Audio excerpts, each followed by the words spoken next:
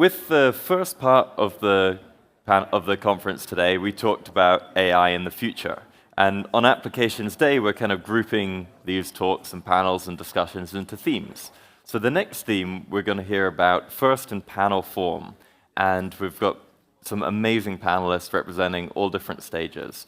AI in education has been a really interesting theme in that most of them are to do with how we can use AI to benefit, let's say, medicine, how we can use AI to accelerate science.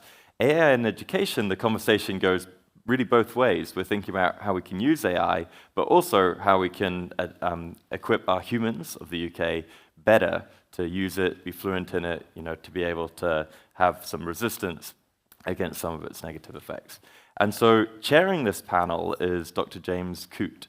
And so the last time James and I were on a stage together was during the infamous sex dance of the Oxford Medics pantomime.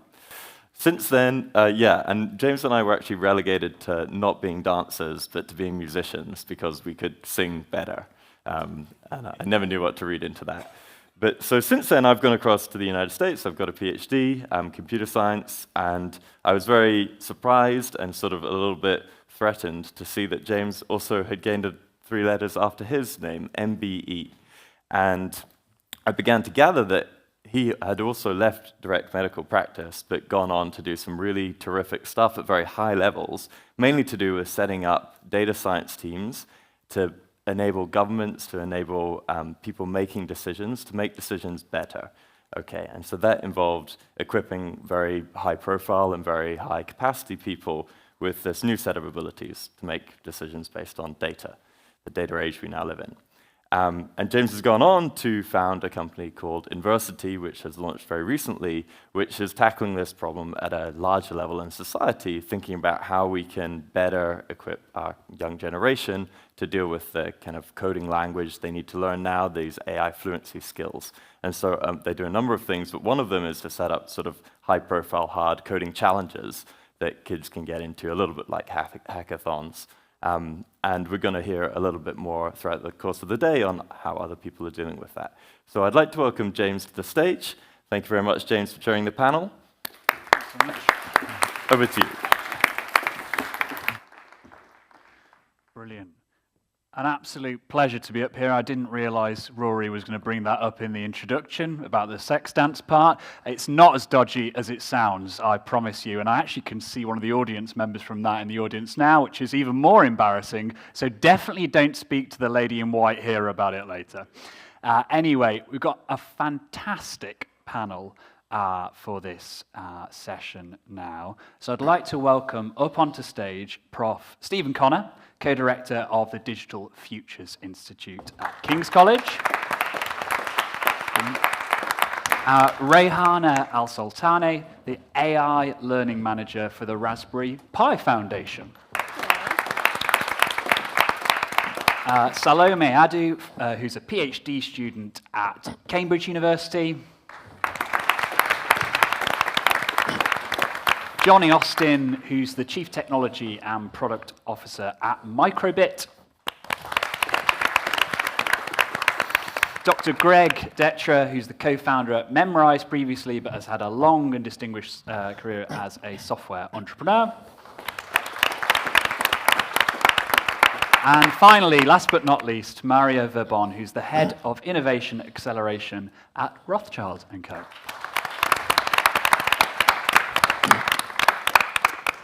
So, for this panel, I'd like to go through a little bit more of an in-depth introduction for each of you now. So tell us a little bit about you for sort of 20 seconds or so, but then crucially, in a single sentence, okay, just to be clear, what's the one thing you believe about AI in education that surprises people when you tell them? Prof. Stephen, kick us off. So I'm Stephen Connor. I've been a professor of English, professor of literature in an ever-expanding way, so I nowadays think of myself as a professor of made-up things generally. But I'm currently the Director of Research of the Digital Futures Institute at King's College London. I think the most surprising thing about AI is how long it's been with us. Thousands of years is what I would say. Wow, thank you very much for that. I'm sure that does surprise quite a few people when you say that to them.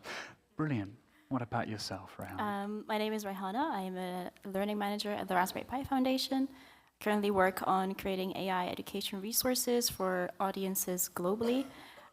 Before that, I was a coding instructor for several years, and I was trying to help increase the diversity issues that we have in tech. So I was working with a lot of organizations that were training women to get in the tech field. I then did a master's at Harvard and also did a stint at MIT, where I studied learning design, innovation and technology, but also digital fabrication and game design for learning.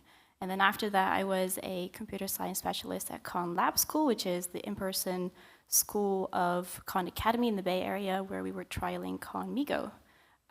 So I've been in the AI field for a little bit. Brilliant. And what's your surprising?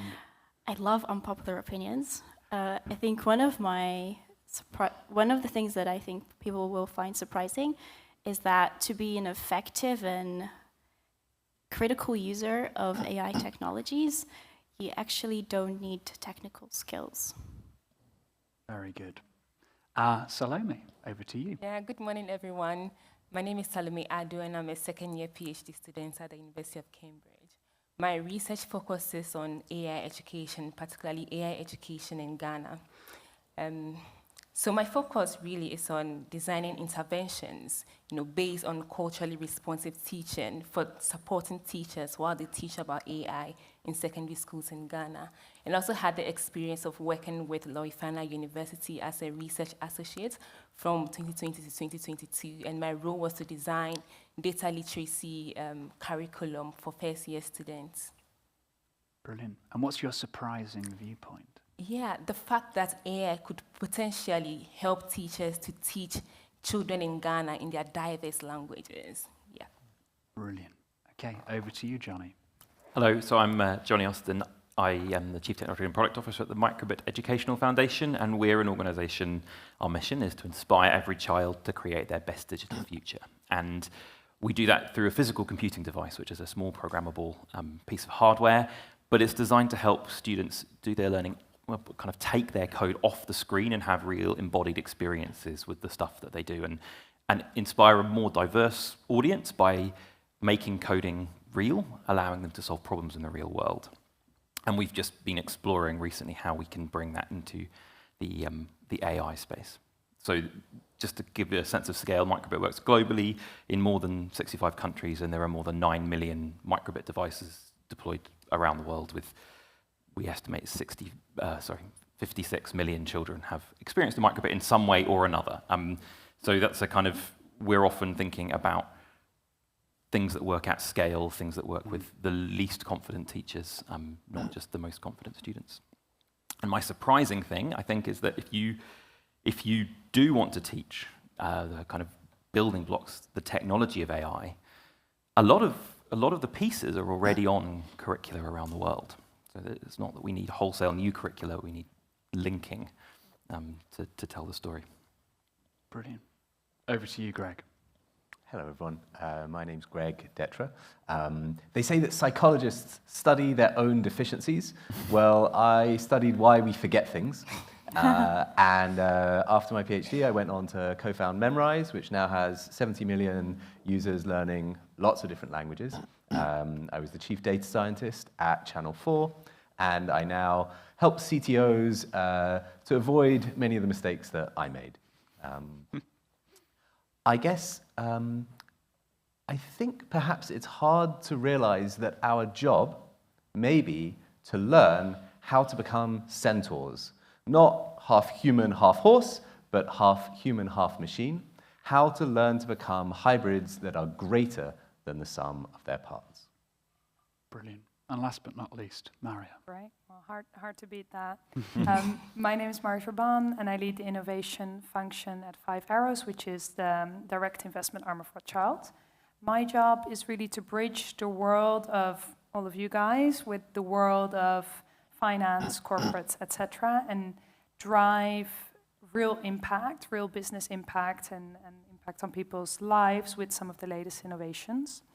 And building on my prior life, I was building AI myself, so hopefully I have a little bit of experience in how to do that. I think the most interesting thing and most surprising thing for the audience that I work with, people who are maybe not as AI and tech savvy, is that while it sounds extremely complex, the latest advancements in AI, it's actually quite simple to drive big impact with some of the latest technology. And it's just a question of helping people understand that and embrace that and not be afraid about that. Brilliant. Some fantastic introductions there. So a little bit of housekeeping before we get started on this. We're going to cover two topics in the panel. Firstly, AI's impact on the skills required for people to thrive in their careers in the future. And then secondly, AI's impact on the delivery of education. And I'll be going through each of the panelists in turn with a question for each. I have set a rule for the panel that there are to be no interjections that are violent agreements. I think that's generally boring when we all agree on things. So just in case you're wondering why everyone disagrees with one another, it's because that's the rule. So I've just said one interjection each, if that's okay, so we can keep the conversation moving for a respectful challenge, and the person will have right of reply. And I hope this keeps the conversation moving and gives us some time for questions from the audience at the end. Brilliant. So let's dive in. So yeah, I'd like us first to discuss how the progress of AI is shaping the knowledge and skills people need to learn in their education to prepare them to thrive in their futures. So I'd actually like to come to you first, Rehana. You're obviously leading the AI literacy efforts at the Raspberry Pi Foundation, enormous global reach. What AI skills are you teaching young people and why?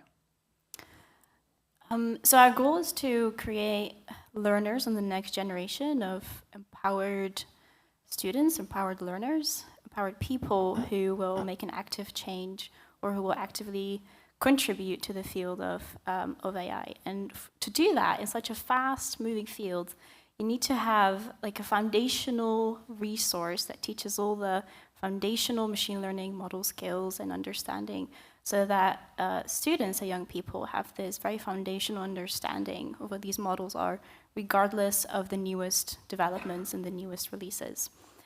So we worked very hard. The team that I work on has worked very hard on creating those resources over the past 3 years. We are also creating resources on AI safety. So a little bit to what my unpopular opinion was that I feel like a lot of the skills that we need kids to learn before they become these creators of technologies, of AI technologies, they need to be very aware of not necessarily the risks, but how to be conscious and critical users of these technologies, understanding that they are tools and not people. And that's something that is one of our key design principles as well, is we avoid anthropomorphism, which is, anthropomorphism means that you attribute human characteristics to inhuman things or non-human tools and things.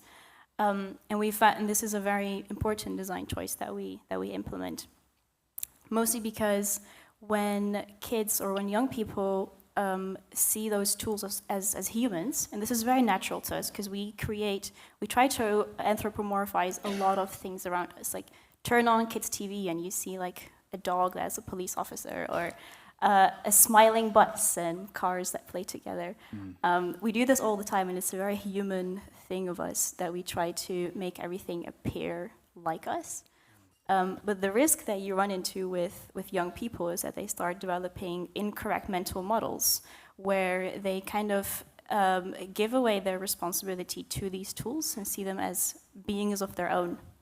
And when they start developing these incorrect mental models and when they delegate that responsibility to these tools, what you risk is that they have, it's less likely for them to get a really good understanding of these tools, and therefore they will less likely want to be involved in the creation and the contribution in this field. And this is very important that we try to empower young people to want to contribute to these fields, because as we see around us, these systems are a little bit biased sometimes. Like ask any image generator to generate an image of a computer scientist or engineer. These systems are a little bit biased. And we need people from very diverse backgrounds to feel empowered to contribute to the field and kind of tackle these biases. Brilliant. And just to bring it to life for people, there'll be a lot of parents in here.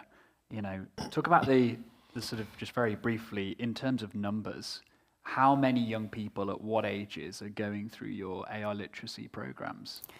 That's a very good point. I mean, the numbers are increasing and increasing, and we actually have partnerships with a lot of countries all over the world, and that number is increasing. I think that at the moment we have about 330,000 students taking our resources in about more than a dozen countries. Has anyone here's children going through Raspberry Pi's AI literacy education yet? Not yet? Who would like their children to go through AI literacy education? Yeah, I thought so. Thanks for that. Jonny, now over to you. You've recently also rolled out a very, very largely scaled out tech education program in microbit to primary schools across the UK with the BBC. Tell us a bit about the skills you teach and why those skills are becoming more important now than ever before.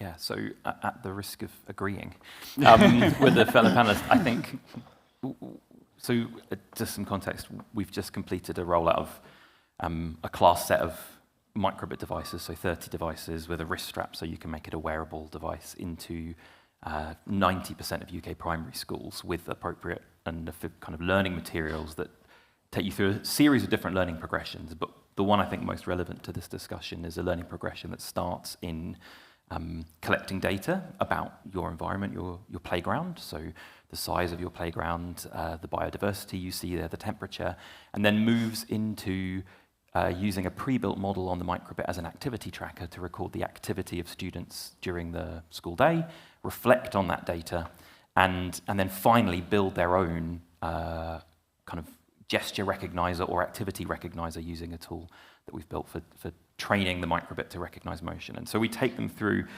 a learning progression that's really rooted in data, maths, the existing curriculum. And the reason we focus there is that we're very focused on reaching the broadest possible audience we can of students. And the best way to do that is to teach computing and get them inspired by computing and AI where they already are. So in school, if you move to clubs and groups, it's harder to reach that diverse audience. And so focusing on things that people already need to learn helps get that breadth.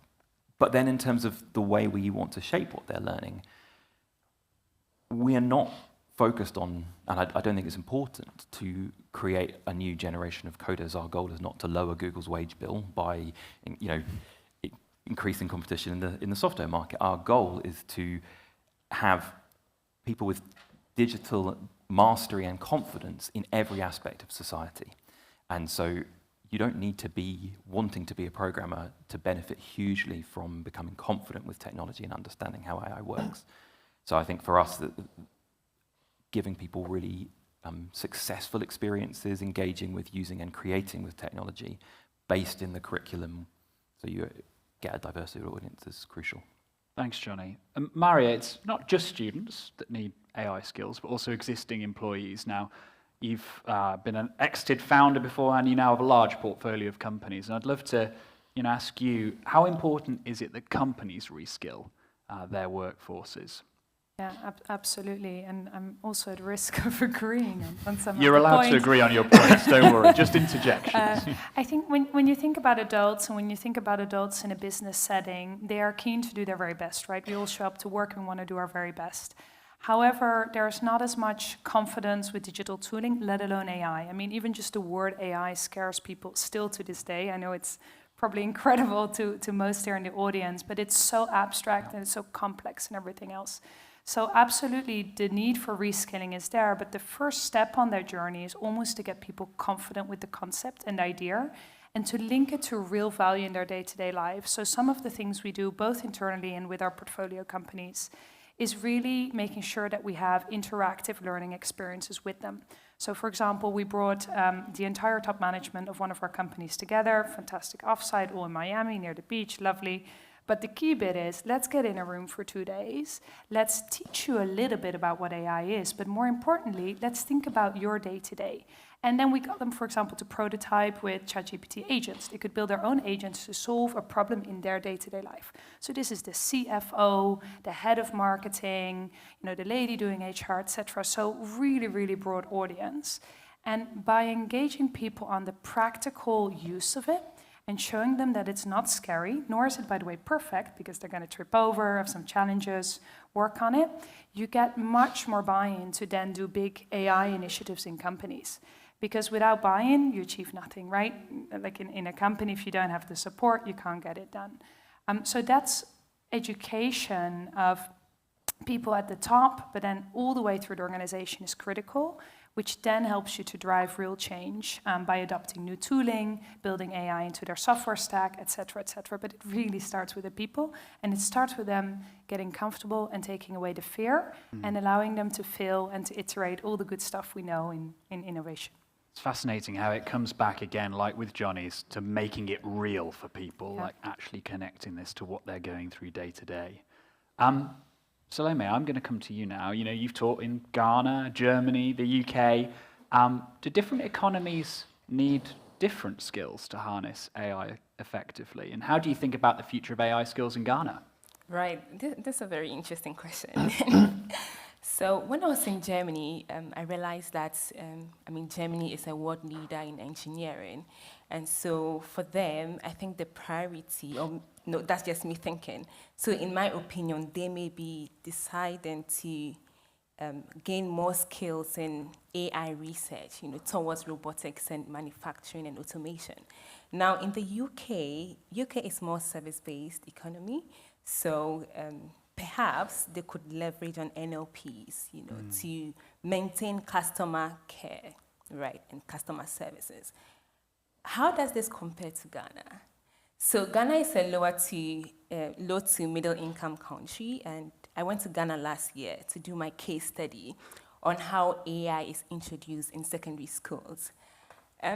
It's quite surprising, though, that there isn't any regulation on how AI tools should be used in the classroom. So I went to schools and teachers were using ChatGPT, students were using ChatGPT in an unstructured way, and nobody is talking about the ethical implications or even the implications of using these tools in education. And I suspect that this is what is going on in other sectors in the economy, right? Where there isn't any regulation. So where do we start from? I think we can start from AI literacy, right? Both in the formal education and informal education, where you empower the teachers on how to teach AI concepts, where you empower the students on how to ethically and responsibly use AI tools in the classroom.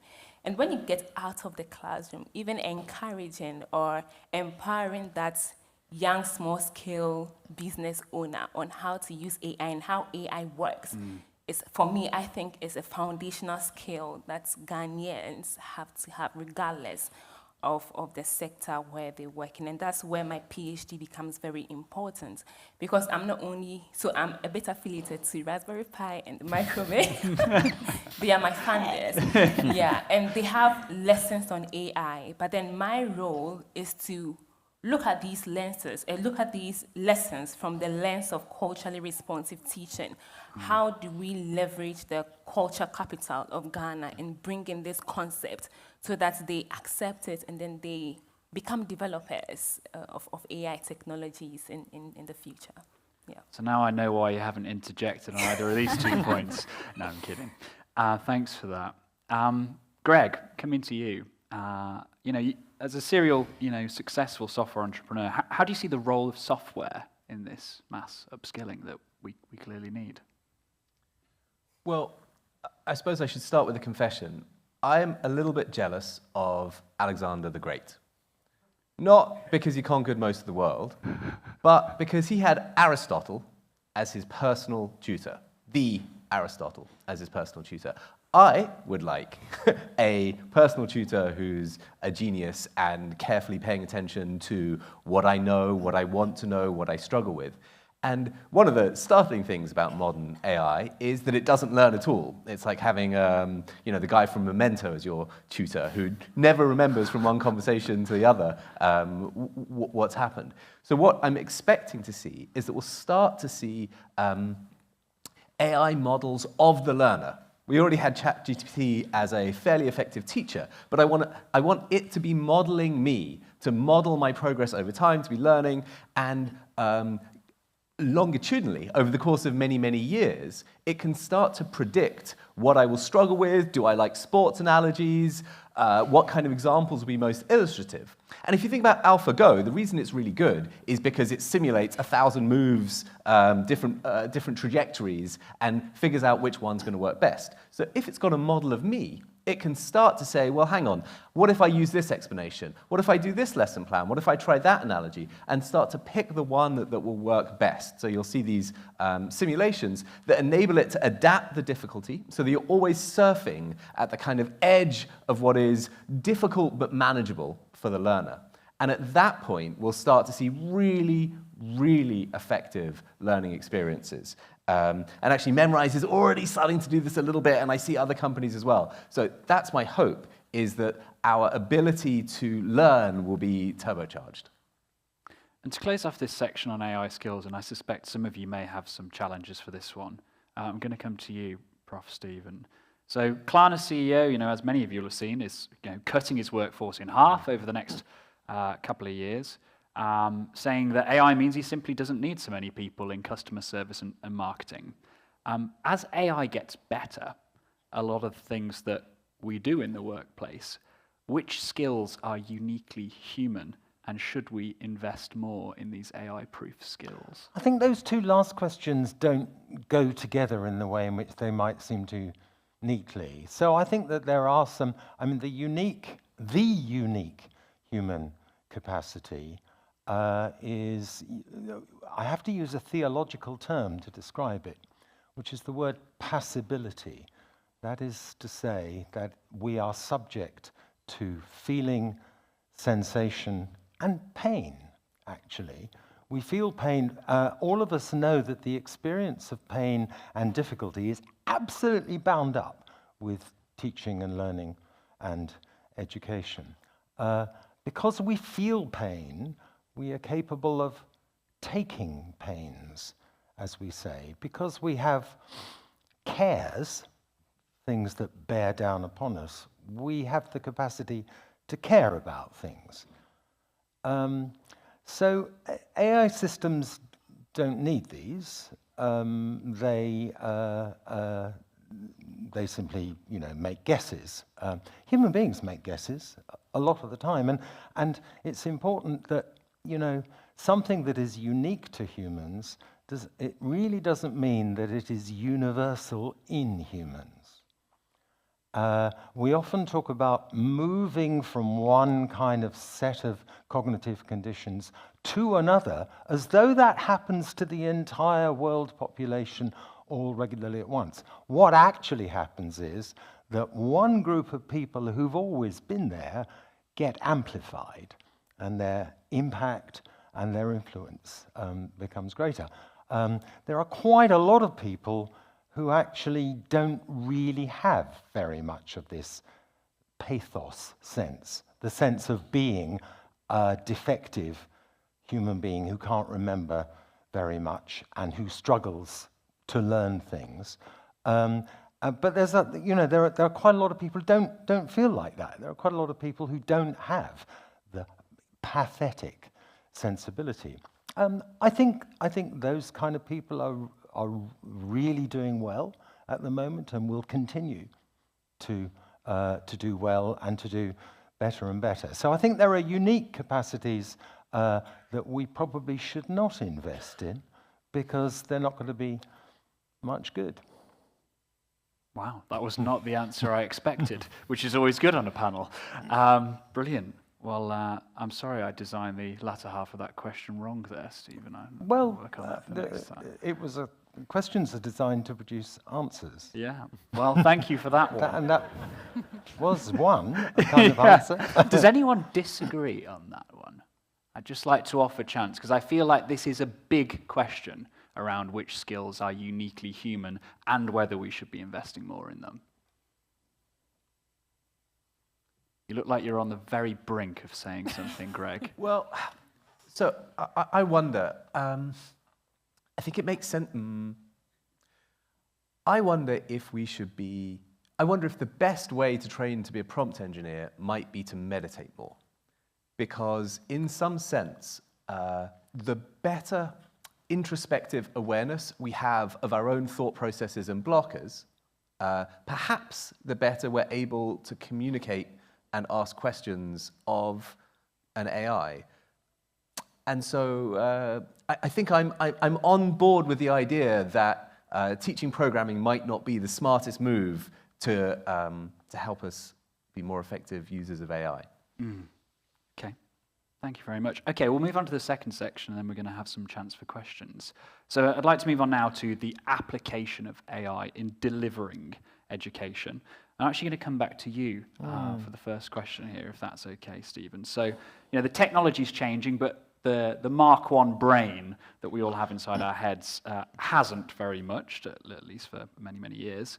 So for those of us less well-versed in learning theory, can you give us a brief primer of how the brain learns, and therefore where AI's opportunities are to affect that? Yeah, well, I mean, our brains are very, very old, but for a very, very long time, they've been really, really good at reformatting themselves to pursue different kinds of thing, different kinds of satisfaction, solve different kinds of problem.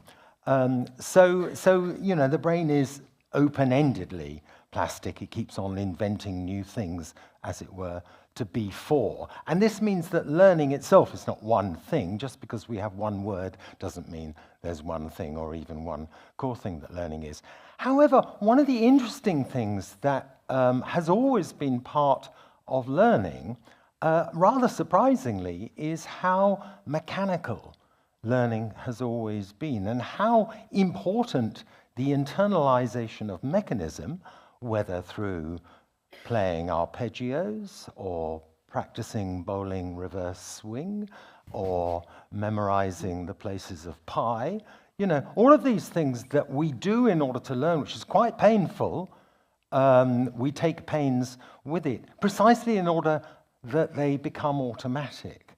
And an enormous amount of being a brilliantly intuitive musician is having been a machine, having, disciplined and subjected yourself to a mechanical condition for a long enough time that you then don't have to, because it's all, as it were, internalized.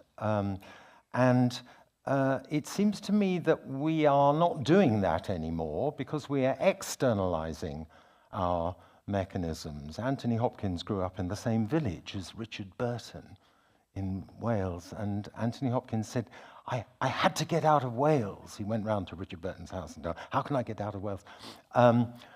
Not because there's anything wrong with Wales, but I had to get away from the agony of my empty mind.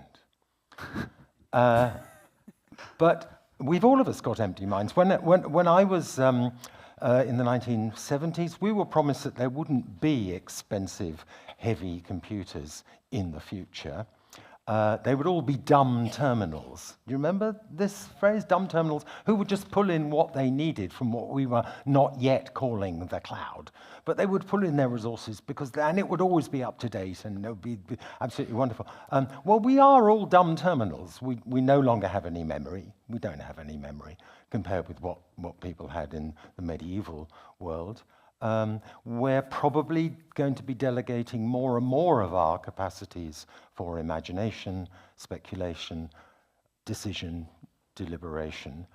So it's a matter of managing, as it were, administering those externalized relationships that we will get good at developing. The promise has always been that once we are relieved of certain kinds of unpleasant labor, we will then be free to do higher things. Write poetry, contemplate philosophy. It's not turning out so well so far. my guess is the alternative things would be once we no longer have to have our interior intellectual lives anymore. Our fidgety brains will probably find employment in sex work, crime, and the more aggressive forms of political activism. What a way to set off this second half of the panel. Thank you so much for that.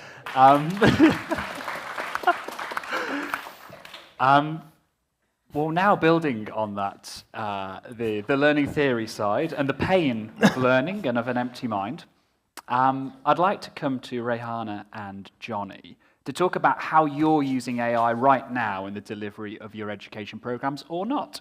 So I'll come to you first, if that's okay. Can I first make comment on what he said? As long as you disagree, yes. So, yeah, maybe a little bit of an elaboration on an earlier point that you mentioned about how we learn and how our brain learns. And I think that one of the first things that I learned in the School of Education was that we all have such unique ways of learning, and then everyone's way of learning is as unique as their fingerprint. And so I feel like systems that can analyze your input and recognize patterns are probably going to be good tools to offer personalized learning. So a little bit to your point maybe then about having Aristotle as a personal mentor. I think you can have tools that can be like a learning guide as well. In terms of how we are using AI in the delivery of our program, we haven't yet developed these tools yet, but we would like to be thought leaders in the field of how we deliver AI education resources, but also tools to help us deliver these as well. But regardless whether we do that or not, I think it's very important, and this is a little bit to an earlier talk that was by Senna about governance and about having policies in place.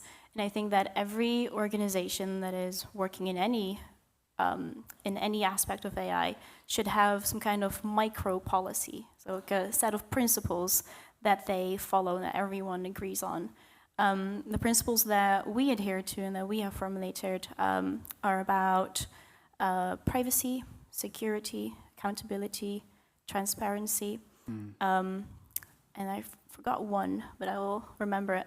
And so as long as that underpins our development of resources and as long as that underpins how we go forward in this development, I think it's very important to have those in place. And an example of that is, for example, if we use AI-generated images, that we explicitly mention that. Or if we use like a voiceover, an AI-generated voiceover, we explicitly mention that.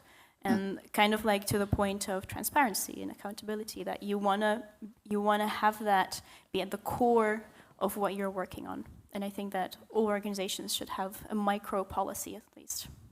Thanks for that. We're getting close to time, so I'm going to ask everyone to be rather concise on their answers, if that's okay, because I'm keen to finish off the ground we've begun to cover. But Jonny, I'm going to come to you. This is actually a really interesting point that you've just brought up, and we talked about it before the conference. We're all clearly interested and passionate about, educating people with AI, and therefore it might come as a surprise to people that we're actually using AI, a relatively modest amount in the delivery of education. I'd love you to elaborate. Yeah, I think there are some really key things for us around building trust and confidence with teachers, and the point about transparency of where AI is used is absolutely crucial, especially in its current kind of inability to be entirely truthful or accurate. I don't know what truth is.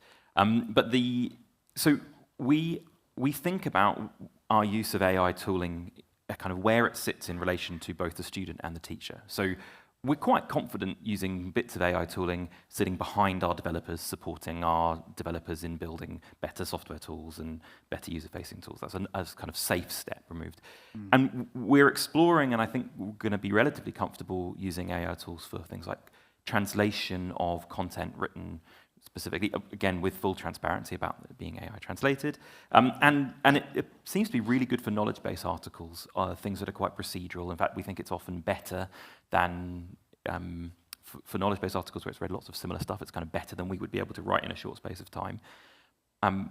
But in terms of directly kind of AI in relation to students and teachers, we're kind of taking a slow approach, encouraging people to do proper academic research on understanding the impact of learning and how this affects kind of learning pathways and students before we move in, I think. Thanks for that. If I may add, I think that's quite fascinating. So we are investors in two very large special education and assistive technology companies. And we talked a lot today about AI making things more personal and also making things more accessible for a diverse set of learners, right? So we all learn in a different way, but of course we, at the extreme, have people who learn in a very different way and who cannot fit into our regular education system. So what we have done with some of our companies is actually already implemented AI in production in education, because the needs of these learners is so great that there the teachers see it as an absolute necessity and aid. So things like text-to-speech when you have dyslexia, and actually having a lovely voice for your text-to-speech is a very safe thing to do now, very easy thing to do. Leveling content. You're in a gen ed classroom in general education. If you're in a special classroom, you have a whole different set of content. So can we take that same content and level it to your learning level? So it's interesting that at the extremes, we're seeing a lot of appetite for adoption because there's such a big need compared to the regular classroom. Thanks for coming in with that. That's a brilliant point. Stephen, you're going to judge me for this question because this is a slightly crass question. And for you, Greg, is there going to be a killer app of AI's application to education, or is it too early to tell? All right, well, let me make a proposal for a killer app. What would Photoshop for thinking look like? So instead of a button to draw a rectangle or fill it with red, what kind of button would the Photoshop for thinking have? Well, maybe it has a zoom, so I can kind of zoom in on that and be like, ooh, tell me more.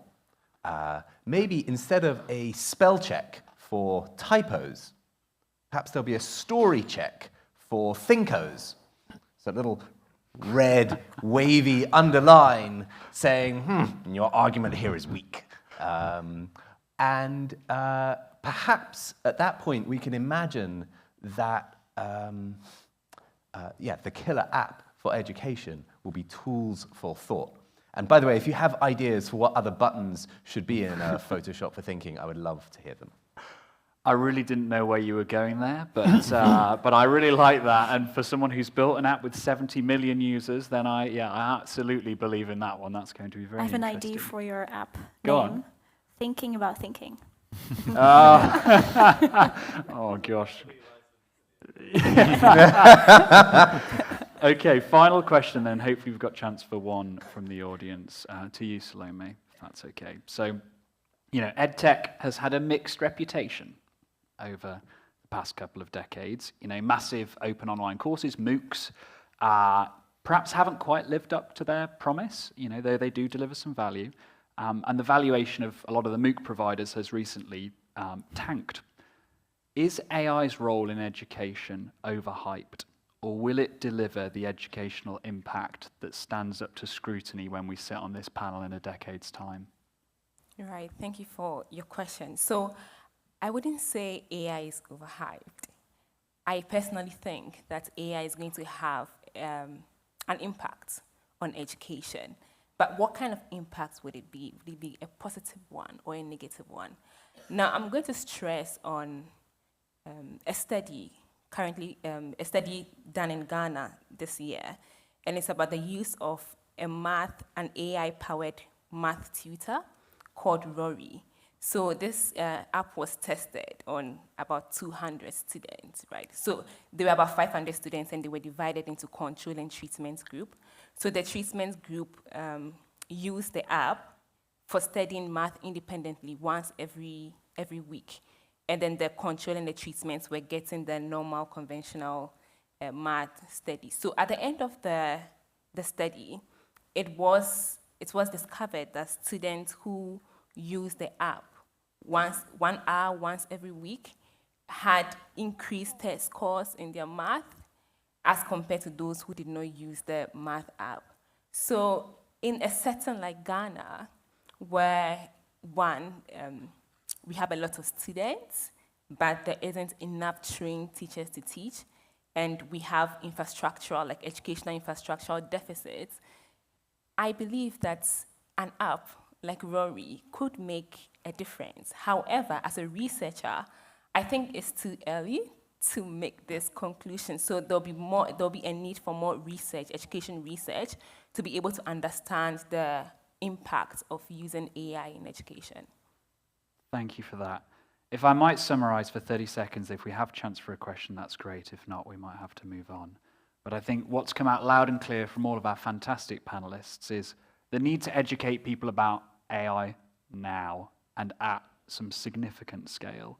We need to make it real for people, whether they're young people in education or, those in the workforce already, to dispel their fear of the unknown and, explain how they can apply these skills to the real world.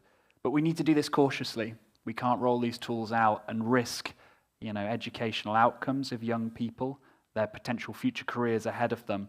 And we need to build trust with these large workforces of teachers and learning and development leads. And to do that, research is going to play an absolutely critical role. We're going to have to take an empirical approach to rolling out the most cutting edge of these tools in education. Do we have chance for a question? No. Well, I'm sorry, that's my bad as a terrible panel chair, so I'm so sorry about that. But I'd like to thank all of our fantastic panelists for your contributions. Thank you very much. Thank you. Thank you.